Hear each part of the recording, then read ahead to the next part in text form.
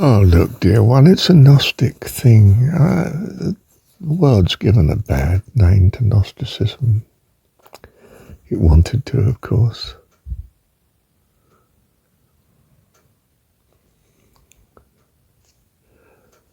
What's the Gnosticism? That Jesus has come in spirit, not in flesh, for goodness sake. The dogma of the church has deliberately put it wrong. He's in the spirit of this story, and you receive it, and you're alive by it. Come that you might have life. It enlivens us. Spirit of God, truth. It's Gnostic, dear one. We're not talking about some physical literalism that may or may not be the historic truth. That's irrelevant. You have the thoughts of God. You so receive it. As in John 17. You've received Jesus into your very being. You've received life. What does he do in the story? He tells you about God.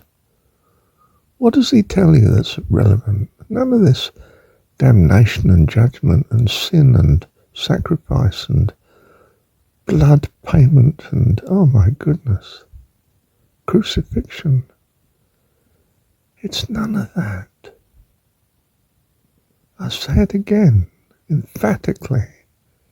It is none of that.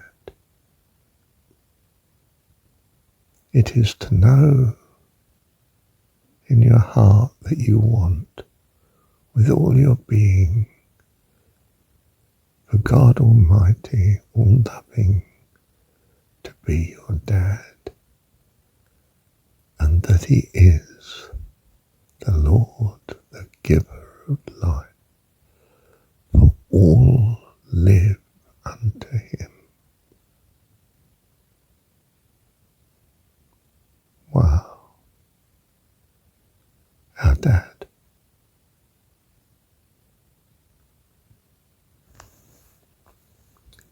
We're not interested in the history of things. It's the truth that matters. This truth is the Spirit of God, the Son of God. It's a play on the word son too, you know. The sun gives light and life. Of course they were sun worshippers in the beginning. It spoke to them of what seemed to be the very essence of what they valued, life. And without that sun, everything dies. So they became sun worshippers. But it was a step in the right direction, not something to be despised and criticized and anathematized.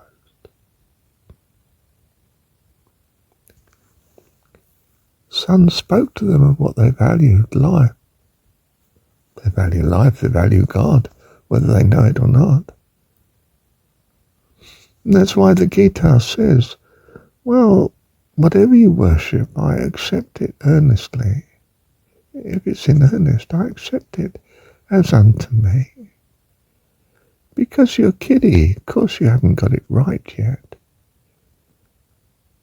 But you need my encouragement and help. And I give it. Why? Because I'm God of the living God. And all live unto me. I love what I've made. All of it. And that includes the satanic, I tell you. How do you mean, Lord?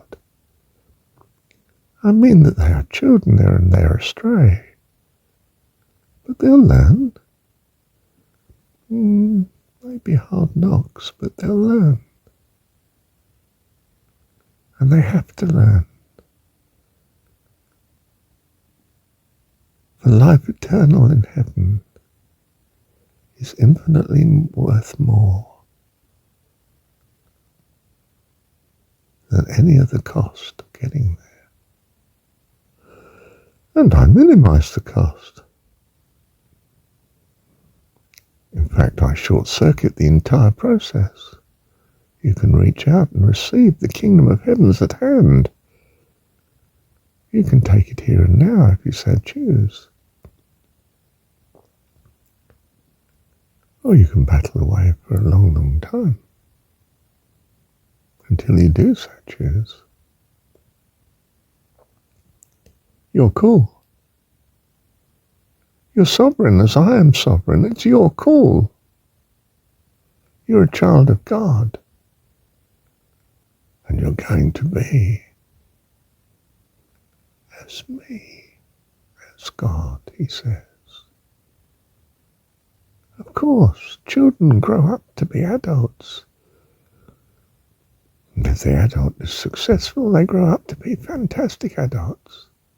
Wonderful, perfect friends. To be in perfect communion with, a family forever. Life eternal, heaven. I tell you that which you do know. I've given you the blueprint on earth. You've been born into a family. How did you survive? Pure charity, pure giving. Mum fed you. Ideally, well, in some sense. Someone kept you warm, clothed, fed, protected, educated. In some degree. It was all charity. You didn't earn any of it. It was just given. By me, of course, through their hands. But in a way that would help to bring you truly unto life eternal. For that is my purpose for you, and none can stop my hand in what I choose to achieve. For I'm God Almighty and all loving. So we abide in glory forever in heaven by his grace and loving kindness. Thank you, Heavenly Dad.